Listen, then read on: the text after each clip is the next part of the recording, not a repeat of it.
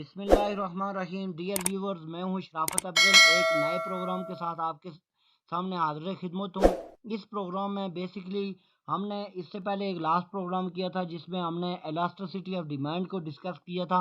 उसमें हमने on price elasticity of demand और उसके बारे में हमने कंप्लीट किए, उसमें इलास्टिक इन इलास्टिक और सारे केसेस को कवर किया था।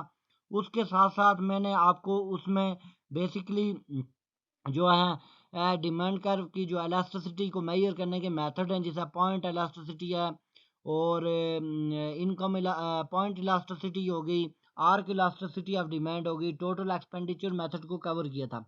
आज उसी से तसलसल करते हुए हम आगे चलते हैं, तो हम आज इनकम इलास्टिसिटी ऑफ डिमांड की तरफ डिस्कस करते हैं। Basically, income elasticity of demand is the degree of responsiveness of quantity demand of a good to small change in income of the consumer. यानी कि percentage change in quantity demand due to percentage change in income. Dear viewer, basically आपको पता है कि E Y is equal to percentage change in quantity divided by percentage change in income. यहाँ पे हम discuss कर रहे हैं बेसिकली कंज्यूमर की इनकम के लिहाज से। वहाँ पे हमने डिस्कस किया था कि उस गुड की अगर प्राइस बढ़ या कम हो जाए तो उसकी वजह से। तो आप देखें, इनकम के साथ अगर हम जब डिस्कस करते हैं तो एक कंज्यूमर ऐसे कि उसने एक मैरान गाड़ी रखी हुई है और वो गाड़ी जो है उसमें वो उसके पास दो ऑप्शन है, एक सीएनजी डलवाना और दूसरा उसके पास ऑप्शन ये है कि वो अपनी गाड़ी में पेट्रोल की फिलिंग कराए। तो अब देखें कि जब उसकी इनकम कम थी, लो इनकम थी, तो उसने क्या किया कि वो सीएनजी को ज़्यादा तरजीह देता था। और आपको पता है कि विंटर स्टेशन में सीएनजी की शॉर्टेज हो जाती है, जिसकी वजह से बहुत ज़्यादा लंबी लाइनों में खड़ा होना पड़ता है। लेकिन फिर भी उसकी इनकम कम है तो वो उसको सेक्रीफाइस करता है और उसके साथ ही वो क्या करता है, उसकी डिमांड करता है। लेकिन अगर अगर अगर देखें कि उसकी अगर एकदम कहीं इनकम चेंज हो गई है, तो आप देखेंगे कि इनकम चेंज होने की वजह से यानी उसका जो स्टाइल है, लिविंग स्टैंडर्ड है, वो बढ़ा है, जिसकी वजह से उसको वो वेट करना हार्ड फील हो रहा है। और वो क्या करेगा कि अपनी इनकम बढ़ाने की वजह से वो दूसरी गुड को यानी पेट्रोल की तरफ चला जाएगा। उसका जो रिस्पॉन्स है इस गुड की क्वांटिटी ऑफ डिमांड से कितना कम होगा, और सेकंड जो गुड है पेट्रोल जिसको कहेंगे, उसमें वो कितना ज़्यादा अपना इंटरेस्ट शो करेगा। Basically this is called the income elasticity of demand, कि इनकम के चेंज होने की वजह से वो क्वांटिटी ऑफ डिमांड में कितना चेंज करेगा। अब देखें डियर व्यूवर्स, तो degree of income elasticity of demand जो है वो positive income elasticity of demand भी होती है। और जिस पॉजिटिव के अंदर तीन केसेस होते हैं, unitary income elasticity of demand होती है, less than unitary income elasticity of demand and more than unitary, जिसको हम फ्लैटर कहते हैं, और लेस देन को स्टीपर कहते हैं। और यूनिटरी का मतलब है elasticity of demand is equal to 1, कि अगर 1% चेंज आ रहा है प्राइस में तो 1% क्वांटिटी ऑफ डिमांड में चेंज आए तो उसको यूनिटरी इलास्टिक कहेंगे। 1% अगर चेंज आ रहा है इनकम में, 1% ही क्वांटिटी ऑफ डिमांड में चेंज है, this is called the unitary elastic. अगर 1% चेंज आए प्राइस में या इनकम में, और उससे उससे कम चेंज आए डिमांड, उस गुड की डिमांड में, तो उसको कहते हैं लेस यूनिटरी इलास्टिक। इस तरह मोर यूनिटरी इलास्टिक का मतलब है कि 1% अगर इनकम में चेंज आता है तो मोर मोर देन 1% चेंज किस में आए, क्वांटिटी ऑफ डिमांड में। Negative income elasticity of demand जो सेकंड केस है, जिसमें zero income elasticity of demand को हम डिस्कस करते हैं। अब देखें, अगर पॉजिटिव का केस देखें, positive income elasticity of demand, तो income elasticity of demand for a good is positive when increase in income of the consumer is demand for good is increase and vice versa. इसका क्या मतलब है कि ये normal good का case है कि मसलन ये देखें कि वर्टिकल एक्सिस में हम इनकम को शो कर रहे हैं और हॉरिजॉन्टल एक्सिस में क्वांटिटी ऑफ डिमांड को शो कर रहे हैं, क्वांटिटी। तो देखें, पहले अगर इनकम से कि जो उसकी बी पॉइंट पे इनकम थी तो उसका क्वांटिटी ऑफ डिमांड क्यू थी, और अब इनकम बढ़ के बी से ए हो गई तो क्वांटिटी ऑफ डिमांड भी बढ़ के क्या हो गई, Q2 हो गई। तो ये जो ग्रीन लाइन ये शो कर रही है कि ये जो है ना इनकम इलास्टिसिटी ऑफ डिमांड जो है उसकी positive income elasticity of demand है। और ये केस हम अमूमन नॉर्मल गुड्स में होता है कि वो गुड्स जो डेली हमारी रूटीन में होती हैं, तो वो अगर हम पहले अगर हमारी इनकम कम होती है तो हम उसको कम यूज़ करते हैं। अब इनकम बढ़ गई है तो हमने उसको अच्छे ज़्यादा यूज़ करना शुरू कर दिया है। जिस तरह क्लॉथ्स हैं, तो क्लास अगर इनकम कम होगी तो हम अगर ईयरली एक जोड़ा लेंगे तो अब हमने उस जोड़े को बढ़ा के क्या कर दिया है, 2 कर दिया है, क्योंकि हम अब हमारी इनकम बढ़ गई है तो हमने उसकी परचेजिंग भी ज़्यादा कर दी है। This is called the normal good, जो बेसिक हमारी डेली लाइफ में नेसेसिटीज यूज़ होती हैं, this is called the normal goods. Second है negative income elasticity of demand. The income elasticity of demand is negative when increase in the income of consumer is accompanied by falling in quantity of demand. यानी अगर income बढ़ रही है तो आप उस quantity of demand को क्या कर रहे हैं, कम कर रहे हैं। It is negative case for inferior good which is known as Giffen good. Inferior का मतलब ये होता है कि उस केस में होता है कि जब आपकी इनकम बढ़ गई, जिस तरह मैंने आपको पहले एक एग्जांपल दी कि आप पहले अगर हमारी एक पर्सन की इनकम जो है वो कम थी तो वो गाड़ी में सीएनजी भरवाता था। अब इनकम उसकी बढ़ गई तो उसने सीएनजी को छोड़ के क्या बढ़ाना शुरू कर दिया, पेट्रोल। सीएनजी उसके लिए इंफीरियर गुड होगी। इसके अलावा देखें कोई पुअर पर्सन है तो वो जब उसकी इनकम बहुत कम होती है तो वो लंडा बाजार से, जिसको लेमन मार्केट इकोनॉमिक्स में कहते हैं, वहां से गुड्स एंड सर्विसेज खरीदेगा। अब अगर उसकी इनकम एकदम बढ़ गई है तो इनकम बढ़ने की वजह से वो क्या करेगा, वो लंडा बाजार जो है उसके लिए इंफीरियर गुड हो जाएगी और उससे वो अगली मार्केट में चला जाएगा, कहीं ब्रांडेड से अपने बच्चों के लिए कपड़े खरीदेगा। This is called the negative income elasticity of demand भी कहते हैं। और ये केस होता है इंफीरियर गुड का, वो गुड कि जो इनकम बढ़ने से कंज्यूमर उनको छोड़ देता है और नए गुड की तरफ जंप कर लेता है। Zero income elasticity of demand. Income elasticity of demand is zero when change in income of the consumer evoke no change in demand. यानी ऐसी income elasticity of demand जिसमें कि अगर कंज्यूमर इनकम उसकी बढ़ के, देखें पहले इनकम उसकी 10 थी, फिर 15 हो गई, फिर 20 हो गई, इनकम उसकी बढ़ती ही जा रही है, लेकिन क्वांटिटी ऑफ डिमांड में कोई चेंज नहीं आ रहा है, वो 4 ही है। Demand for necessaries like oil salt as zero income. यानी अगर उसकी इनकम बढ़ गई, उसके बाद उसने मतलब ऑयल है या साल्ट है, यानी नमक उतना ही खाना है जो वो पहले खाता था। ये नहीं होगा कि इनकम बढ़ गई तो वो पहले अगर नमक 2 kg लाता था तो आप 5 kg लाएगा, ऐसा नहीं होगा। क्यों नहीं होगा? क्योंकि उसने उसी लिमिट में ही उसको वो चीज़ यूज़ करनी है। तो this is basically called the income elasticity of demand, कि ये हमारे पास ज़ीरो इनकम है। इसमें चेंज, जिस तरह एक बंदा है, कोई पेशेंट है, वो इंसुलिन लगवाता है डेली, तो अगर अगर वो उसकी डिमांड 4 ही है तो अगर इनकम उसकी जितनी भी बढ़ जाए लेकिन उसने डिमांड को बढ़ाना नहीं है बल्कि जितनी उसकी मिकदार है उसके मुताबिक ही लगाना है, this is called the zero income elasticity of demand. अब हम अगर थर्ड टॉपिक की तरफ, थर्ड जो हमारा है वो cross price income elasticity, cross price elasticity of demand. तो क्रॉस प्राइस क्या होती है? जिस तरह हम देखते हैं ऑन प्राइस, इसमें हम गुड्स का सब्स्टिट्यूट देखते हैं।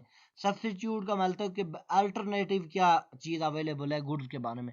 तो cross elasticity of demand is change in the demand of one good in response to change in price of other good.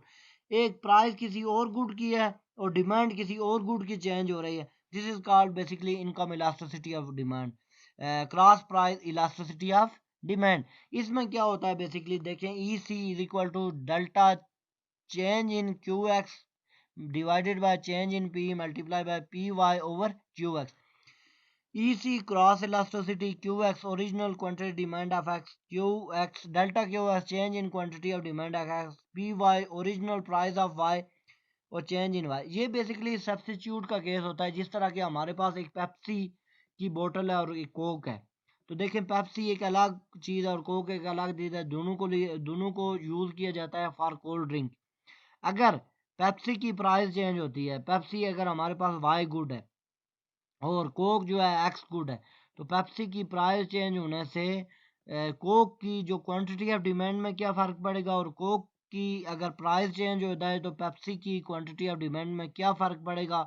This is called the cross price elasticity of demand. Cross का मतलब ये है कि price दो goods हैं उनको हम कंपेरिज्म करते हैं, एक पेप्सी है और एक कोको कोला है। तो हम देखेंगे जिस तरह पॉलिश की बात करें, कीवी है, चेरी है, तो अगर कीवी की प्राइस अगर चेंज हो तो चेरी की क्वांटिटी ऑफ डिमांड के में क्या फ़र्क पड़ेगा, और अगर चेरी की प्राइस चेंज हो तो कीवी की जो क्वांटिटी डिमांड है उसमें क्या फ़र्क पड़ेगा। This is called the cross elasticity of demand.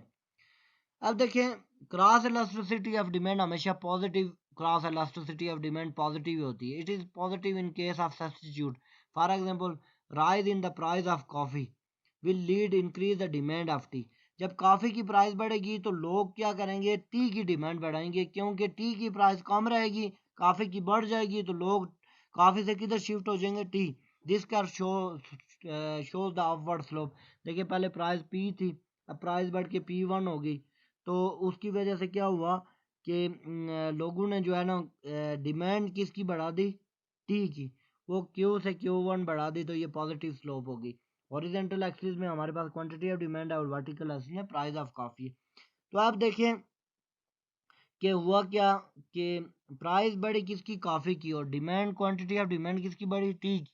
क्यों बढ़ी, क्योंकि इसका मतलब ये हुआ कि अगर कॉफी जो है वो से के 10 रुपीज़ की मिल रही थी, तो उस वक्त उसकी क्वांटिटी ऑफ डिमांड से के 10 थी. अब कॉफ़ी की जो प्राइस है वो बढ़ के 20 हो गई, तो लोग अब कॉफ़ी ही नहीं पियेंगे, बल्कि वो स्विच किसकी तरफ कर देंगे, टी.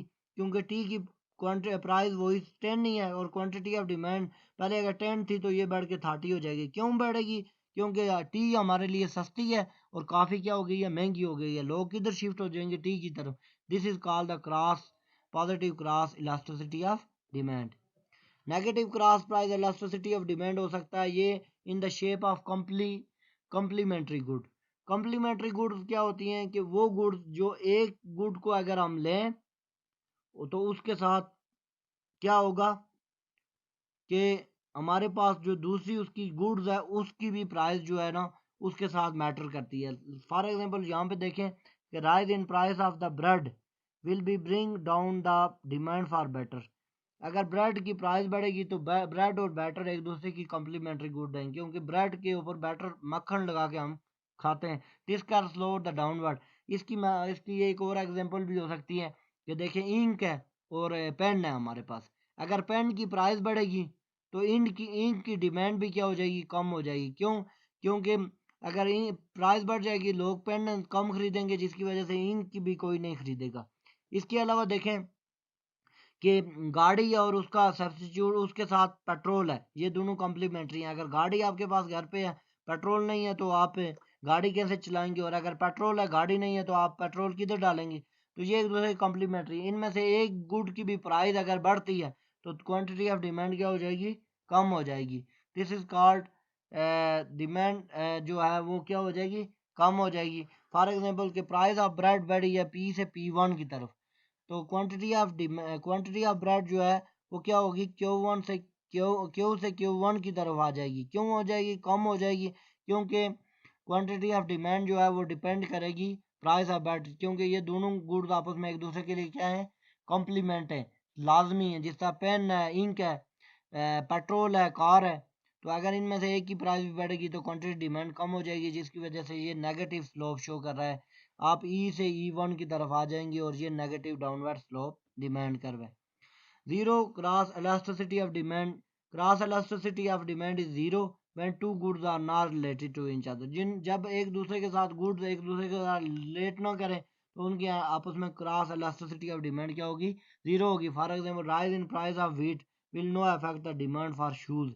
शूज एक अलग चीज़ है, व्हीट एक अलग चीज़ है, इनका आपस में कोई लिंक ही नहीं है, तो इनका zero cross elasticity of cross price demand होगी. Thank you so much for listening my video, और आई होप कि ये वीडियो आपको अच्छी लगी होगी. अगर इसमें किसी किस्म का आपको कोई डाउट है तो आप कमेंट कर सकते हैं. इसके साथ आगे इसके MCQs हैं जो 1 बाय 1 में डिस्कस करता हूँ, और इसके आंसर आपने मुझे कमेंट्स बॉक्स में देने हैं. फर्स्ट MCQs है, the concept of elasticity of demand was developed by Alfred Marshall, Edwin Cannan, Paul Samuelson, Frederic Benham. तो ये आपने इसका मुझे आंसर देना है उसमें कमेंट्स बॉक्स में. क्वेश्चन नंबर 2 है, demand curve is most case slope downward to right, vertical and parallel to y axis, upward to left, horizontal and parallel to x axis. तो ये आपने मुझे इस क्वेश्चन का आंसर देना है. क्वेश्चन नंबर 3 है इस तरह, price elasticity of demand when the price of x decrease from 40 per price to 20 per price will be equal to dash. तो ये 4 ऑप्शन है, आपने ये बताने हैं. इस तरह ये एक और क्वेश्चन है, the cross elasticity of demand monthly demand for y when price of X decrease from 40 to 20 is equal to dash. The cross elasticity of Z when the price of X decrease from 40 to 20 is equal to this. ये आपने calculate करने हैं. What can be said about the price elasticity of demand for X? Demand is unitary elastic, demand is highly elastic, demand is perfect elastic, demand is inelastic. तो ये question है. We can say that the commodity X in economics is called luxury good, inferior good, normal goods and none of above. और ये question number 9 है. Positive income elasticity implies that income rise, demand for commodity rise, fall, remain change became zero. तो ये these are the question, special question for you कि आपने इनको करना है. और ये कोई 22 क्वेश्चन है. Thank you so much for listening my video. I hope कि ये वीडियो आपको अच्छी लगी होगी. अगर इसमें किसी किस्म का आपको कोई प्रॉब्लम है, कोई मसला है तो आप